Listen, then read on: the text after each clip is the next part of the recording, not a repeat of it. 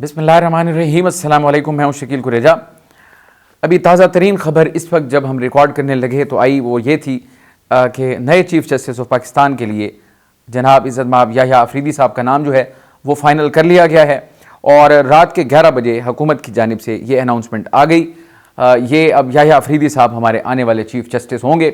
ये तनाज़ा एक तवील अरसे से चल रहा था, कमोबेश 2 माह का अरसा इसमें लगा क्योंकि खदशात थे, उम्मीदें थी, बयानात थे, तो इसकी वजह से ये मामला हुआ। फिर 26 आईनी तरमीम हुई, 26वीं, उसके तहत कमेटी बनी, कमेटी ने इजलास किया, इजलास के बाद ये अनाउंसमेंट आई।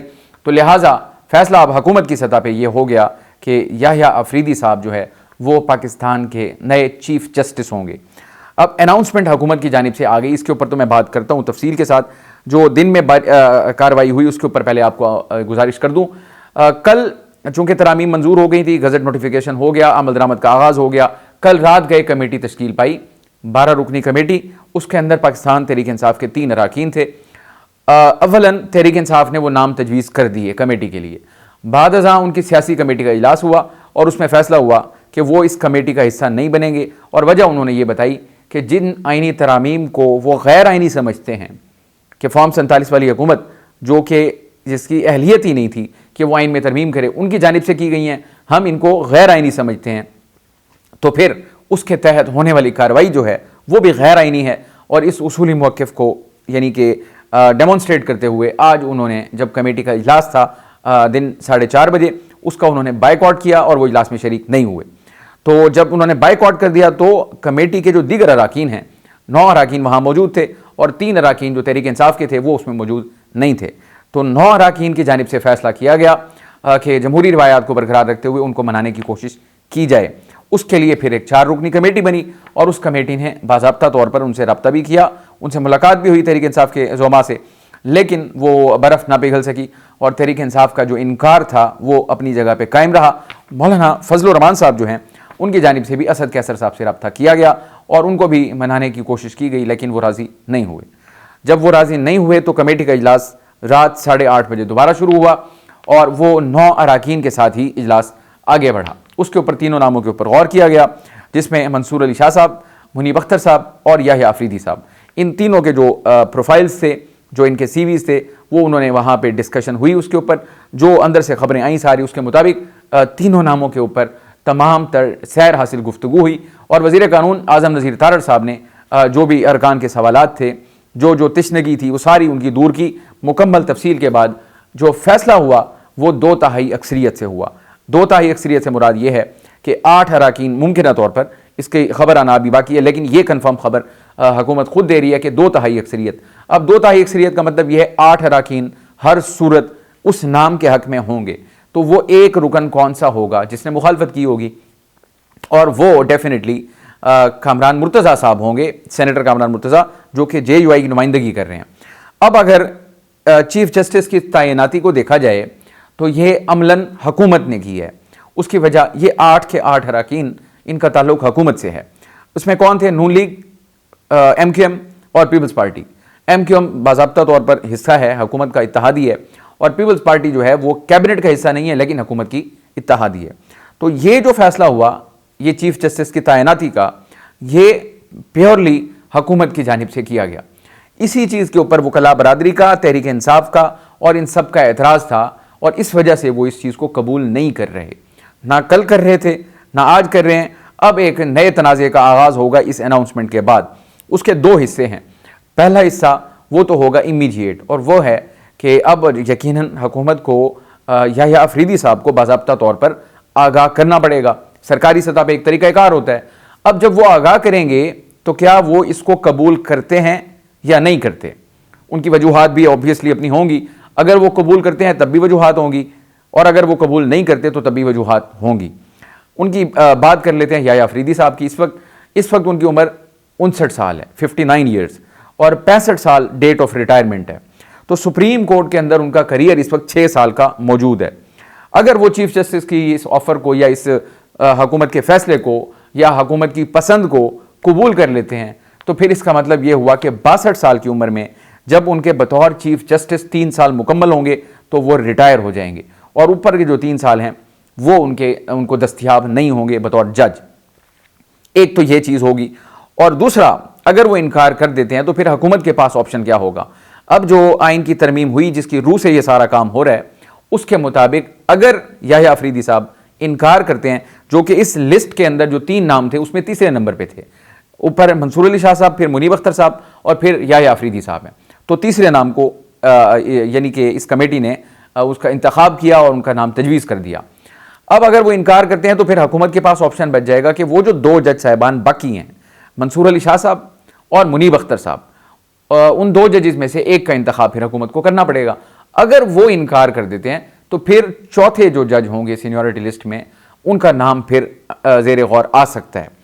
तो क्या अब हुकूमत उसके लिए ये इम्तहान पैदा हो सकता है, यानी कि याह्या अफरीदी साहब अगर इनकार करते हैं तो फिर जिन 2 जज साहिबान के ऊपर ऑलरेडी हुकूमत इनकार कर चुकी है इस कमेटी के तनाजुर में, उन्हीं 2 में से फिर एक का इंतखाब करना पड़ेगा। तो ये सवाल का जो जवाब है ये भी आ जाएगा, चूँकि डेवलपमेंट्स घंटों के अंदर हो रही हैं, सुबह तक हो सकता है इसके ऊपर भी सूरत हाल वाज़े हो जाए और याह्या अफरीदी साहब को बाज़ाब्ता तौर पर जब आगाह किया जाए तो फिर उनका जवाब भी आना होगा, और अगर वो जवाब हाँ में है तो फिर तो इसका मतलब है कि वो चीफ जस्टिस बनेंगे और सूरत हाल एक नया रुख इख्तियार करेगी, नया रुख। और अगर वो इनकार करते हैं तो फिर हुकूमत जो है वो इम्तहान में आ जाएगी, मुनीब अख्तर साहब या मंसूर अली शाह साहब, इसमें से उनको इंतखाब करना पड़ेगा। और फिर अगर ये 2 का इंतखाब हुआ तो फिर उसमें मंसूर अली शाह साहब का नाम पॉसिबली मुमकिन तौर पर यही होगा। मुनीब अख्तर साहब हुकूमत की इस प्रायोरिटी लिस्ट में डेफिनेटली तीसरे नंबर पर आते हैं। इसके ऊपर आपको आगाह करेंगे यकीनन। अब इस डेवलपमेंट के बाद जो मामला शुरू होगा वो क्या है, इससे पहले वकला बरादरी हो और तहरीक इंसाफ वो ऑलरेडी एहतजाज का डंका बजा चुके हैं। उन्होंने कल भी बात की, कल मैंने कल वीडियो में पूरी तफसील के साथ बताया कि इसके जो फरीक इस वक्त बन रहे हैं, पाकिस्तान पीपल्स पार्टी है, वकला हैं और मोअज़्ज़िज़ जज साहिबान हैं। अब पाकिस्तान तहरीक इंसाफ एहतजाज की कॉल दे चुकी है। आज भी उनके ज़ोमा, उनके जो पार्टी के रहनुमा हैं, उनका एक ही मौक़िफ़ था कि मंसूर अली शाह साहब के अलावा कोई चीफ जस्टिस कबूल नहीं करेंगे, अगर ऐसा होता है तो वो एहतजाज करेंगे। बल्कि आज ही गंडापुर साहब ने पूरे मुल्क में एहतजाज की कॉल दी है। उन्होंने कहा जी हम प्लान कर रहे हैं और इस बार पूरे मुल्क को ब्लॉक कर देंगे। अब गंडापुर साहब चूंकि गुफ्तगू उनका एक तर्ज तकल्लुम ऐसा ही है, अब वो अमलन कैसा कर पाएंगे नहीं कर पाएंगे ये बात अपनी जगह मौजूद है, लेकिन उन्होंने ऐलान आज फिर से कर दिया। वकला बरादरी, मैंने आपको कल गुजारिश की, अली अहमद कुर साहब वकला एक्शन कमेटी वो वाज़े तौर पर अनाउंस कर चुकी है कि मंसूर अली शाह साहब के अलावा कोई कबूल नहीं होगा, वरना वकला तहरीक चलेगी। हामिद खान साहब कल कह चुके हैं मंसूर अली शाह साहब के अलावा कोई चीफ जस्टिस कबूल नहीं होगा, वरना तहरीक चलेगी। इसी तरह कल सलमान अकरम राजा साहब ने भी कहा, वकील भी हैं और तहरीक इंसाफ के सेक्रेटरी जनरल भी हैं, यानी कि बतौर वकील और बतौर सियासी पार्टी उन्होंने ये अनाउंस कर दिया था कि उनके अलावा, मंसूर अली शाह साहब के अलावा कोई कबूल नहीं होगा, और अगर ऐसा हुआ तो फिर तहरीक चलेगी। तो ये डंका तो बच चुका है। इधर से हुकूमत का फैसला हो गया, अब हुकूमत ने फैसला कर लिया, अब जो दूसरी साइड है उसको फैसला करना है। ये 3 फरीक आपको मैंने बता दिए, यानी 2 फरीक कह लें, वकला हो गए, तहरीक इंसाफ हो गई, उनके बयानात, उनके ऐलानात वो अपनी जगह मौजूद हैं। अब अमल का टाइम है जो कि शुरू हुआ चाहता है, घंटों की बात है, इसमें उनको फैसला करना पड़ेगा क्योंकि ऐलानात वो कर चुके हैं। हुकूमत तमाम तर उन ऐलानात के बावजूद उन्होंने वही किया जिसका उन्होंने सोचा था, जो कि आज से 20 दिन पहले भी या 1 महीना पहले भी गुफ्तगू शुरू हो गई थी कि कमोबेश ऐसा ही अमल होगा जो कि हुकूमत करना जा रही है, और वैसा ही हुआ। अब सबसे बड़ा जो रद्द अमल है वो आएगा, आ सकता है सुप्रीम कोर्ट के अंदर से। अगर याह्या अफरीदी साहब इस ओहदे को कबूल कर लेते हैं तब मंसूर अली शाह साहब और जस्टिस मुनीब अख्तर साहब, उनका रद्द अमल क्या होगा वो भी बड़ा इंपॉर्टेंट और पर्टिनेंट होगा, बट उसको देखना पड़ेगा। 2 ऑप्शन हैं, एक वो अपनी ओहदों पे बरकरार रहें, जिस तरह वो काम कर रहे हैं उस तरह करते रहें, और दूसरा अल्लाह में बगावत बुलंद कर दें और वो रिज़ाइन करके बाहर आ जाएं। और अगर वो रिज़ाइन करके बाहर आते हैं तो फिर जो तहरीक इंसाफ हो गई, जो वकला हो गए, जो कि तहरीक का यानी कि कह रहे हैं मामला, फिर उसके अंदर एक जिसको कहते हैं ना रूह फूंक देना, वो फिर उसमें एक रूह फूंकी जाएगी। अगर वो इस्तीफ़ा दे के, अगर वो इस्तीफ़ा दे रहे होंगे तो यकीनन वो एहतजाजन होगा, और अगर एहतजाजन इस्तीफ़ा होगा तो फिर वो एहतजाजन का मतलब वो एहतजाज में बदल भी सकता है, यानी कि फिर उनकी क़यादत के अंदर ये वकला भी और तहरीक इंसाफ भी ये सारे इकट्ठे हो जाएं और हुकूमत के लिए एक बहुत बड़ी यानी कि सिचुएशन पैदा कर दें। ये ऐन मुमकिन है, हो सकता है। दोनों पॉसिबिलिटीज़ अपनी जगह पे मौजूद हैं। ऑब्वियसली अब बात घंटों के अंदर है, क्योंकि 25 को रिटायर होंगे काजी साहब, आज वो अपने चैम्बर वर्क पे चले गए, आज भी उन्होंने एक सर्जिकल स्ट्राइक की और सर्जिकल स्ट्राइक के 2 हिस्से हैं, 3 हिस्से कर लें उसके। एक, मंसूर अली शाह साहब बिलखुसूस उन्होंने 14 सफ़ात पे अपना ये मैं आपको पहले गुजारिश कर दूं, मखसूस नशिस्तों का जो केस था उसमें इन दो जज साहिबान का, जस्टिस जमाल मंदोखेल और चीफ जस्टिस का जो फैसला था वो मुत्तफिक का था। उसका तफसीली फैसला उन्होंने आज जारी किया, लेकिन उसके अंदर काजी साहब ने अपना 14 पेजेस का जो इजाफी नोट है वो भी लिखा। उसकी सबसे अहम चीज़, मैंने कहा 3 अहम चीज़ें हैं उसमें। नंबर 1, उन्होंने जो मंसूर अली शाह साहब हैं उनको तो कटहरे में खड़ा कर दिया, उनके फैसलों के मुतअद्दिद फैसलों के उन्होंने वहाँ पे हवाले कोट किए। किस वक्त आया, जबकि उस वक्त जिस वक्त ये उनका इजाफी यानी कि ये फैसला आ रहा है तफसीली, एन उसी वक्त मंसूर अली शाह साहब का जो नाम है वो ज़ेर गौर था बतौर चीफ जस्टिस तैनाती के लिए, और इधर से उन्होंने एक किस्म की चार्जशीट प्रोवाइड कर दी हुकूमत को, जो कि खिलाफ जाती है जस्टिस मंसूर अली शाह साहब के, यानी मुतअद्दिद हवाले उन्होंने उनके फैसलों के लिए। मैं इसको मुख्तसर तरीन करके यानी कि आम जुबान में बता रहा हूँ, नॉट इन लीगल लैंग्वेज। तो उन्होंने बहरहाल उनके यानी कि इतनी सारी चीज़ें डिस्कस कर दी। अब टाइमिंग को देखिए, एक ही टाइम के अंदर जब उनका नाम ज़ेर गौर है बतौर चीफ जस्टिस, कमेटी उसमें डिबेट कर रही है और इधर से फैसला आ जाता है, वज़ीर कानून वहाँ मौजूद है, उनको तो वैसे ही सारा कुछ याद होता है, लेकिन इन एडिशन टू दैट ये फैसले का आ जाना वो भी एक मियर कोइंसिडेंस है। बहरहाल बाकी आप समझते हैं। एक वो हो गया मंसूर अली शाह साहब। नंबर 2, इलेक्शन कमीशन को उन्होंने एक किस्म का रेस्क्यू किया है। रेस्क्यू किस तरह किया है, उन्होंने अपने उसमें लिखा है कि जब तक इसका हतमी फैसला ना हो जाए। अब हतमी फैसला क्यों नहीं हुआ, क्योंकि इसके ऊपर 3 जो रिव्यू पटिशंस हैं वो अभी तक पेंडिंग हैं। सुप्रीम कोर्ट में मखसूस नशिस्तों का जो फैसला आया था उसके खिलाफ 3 नजरसानी गई, पीपल्स पार्टी की, नून लीग की, इलेक्शन कमीशन की, उनके ऊपर आज तक समाअत नहीं हुई। तो इसका मतलब यह है कि हतमी फैसला तो है उसका वो नहीं हुआ।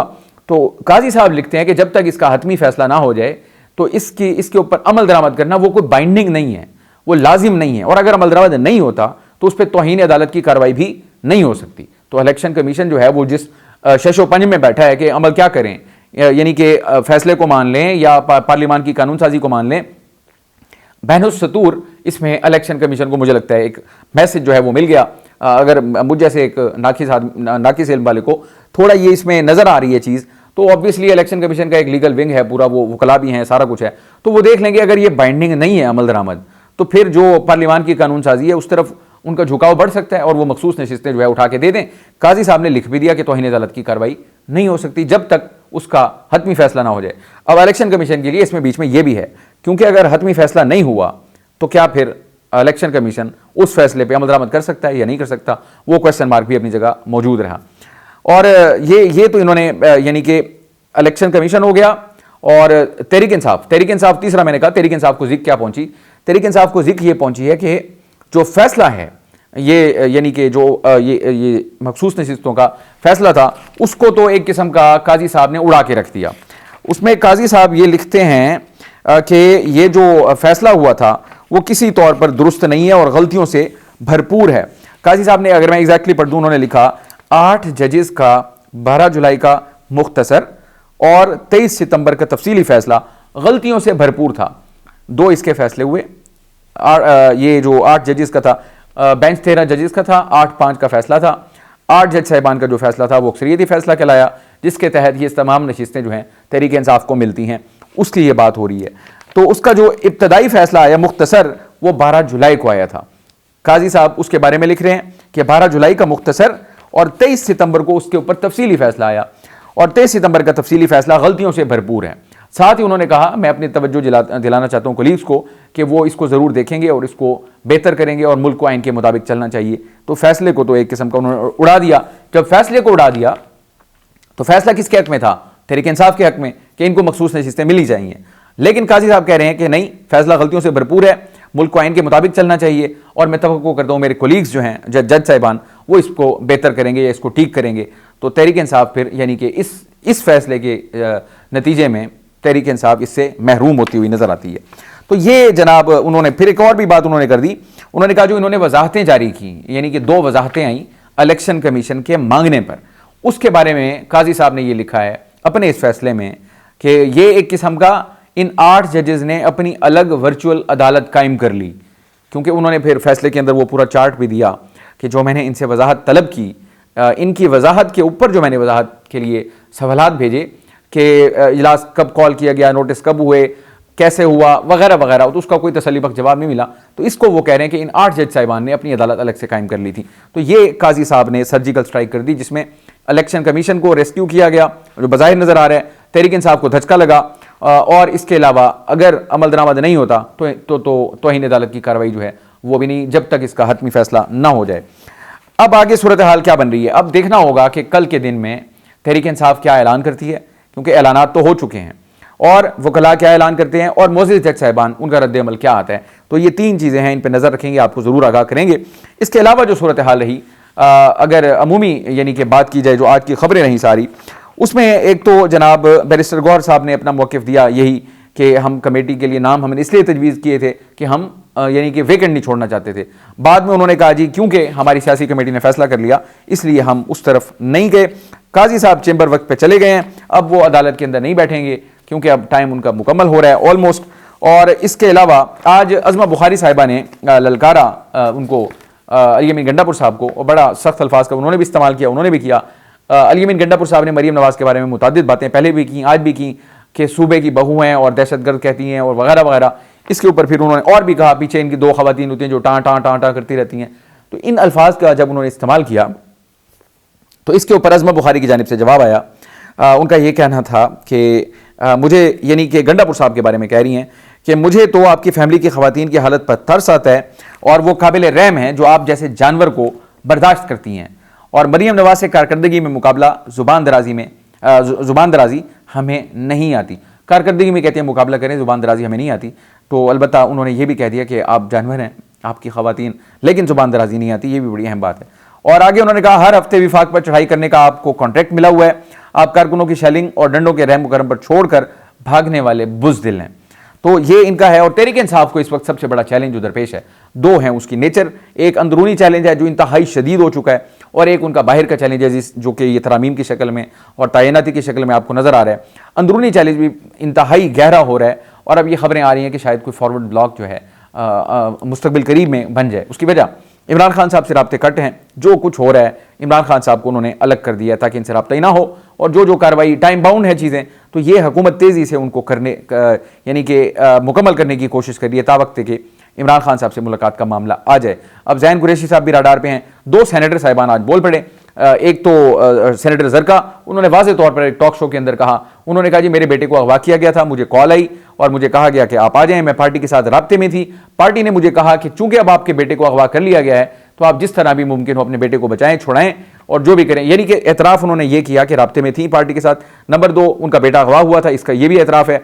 नंबर 3, वो खुद कह रही है कि मैं भी उनकी तहवील में थी, ये भी उन्होंने कहा। मजीद वजाहत उन्होंने नहीं की, उन्होंने कहा सब कुछ मैं नहीं बता सकती। इसी तरह कासिम साहब जो हैं, सेनेटर कासिम साहब, उनका भी यही मौक़िफ़ था, वो भी अजीब व गरीब था। उसके ऊपर कल बात करेंगे टाइम की किल्लत के बाइस।